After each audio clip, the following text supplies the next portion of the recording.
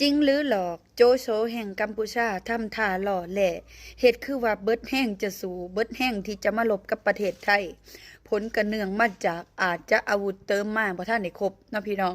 แต่ไทยก็บ่น่าไว้ใจหูท่านทุกดอกเหลี่ยมจังไดเขาก็หูท่านเบิดอยากห้องเยี่ยวๆเนาะได้เขาก็เสยอยู่บาดนี้ก็เลยใส่มวยใหม่พี่น้องมวยแบบใดวะติแต่เดิมแม่นบ่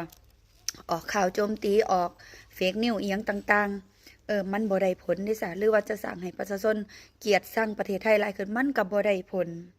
ก็เลยหันมาสร้างสันทวไมตรีอยากสานสัมพันธ์กับประเทศไทย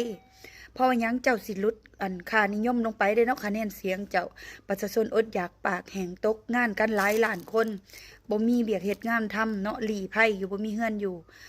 มันสั่นคลอนเด้ปะนี่ต้องเฮ็ดให้ประชาชนมีอยู่มีกินนี่คือนโยบายอันดับแรกที่ประเทศกัมพูชาหรือว่ากัมพูเชียนั่นสิต้องดำเนินการนี่แหละ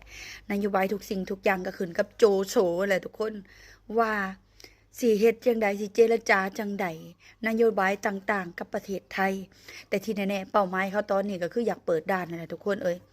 อย่าสุภกันออกมาเว้าเด้อบ่อยากเปิดด่านคืออินฟูคอมเมนต์บางคนเนาะบอกว่าปิดไปเลยปิดตลอดชาติไปเลยถึงปิดไป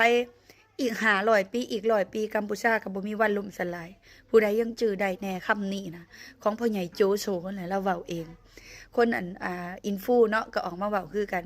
บาดนี้คือเงียบไปเบิดแหละเนาะบ่ค่อยเห็นออกมาแย้วๆๆๆบันไดเลยได้บาดนี้ติดตามเบิ่งกันต่อไปทุกคนอันนี้สิไว้ให้เพื่อนบ้านผู้ใดเป็นเพื่อนบ้านแอดมินนี่โชคดี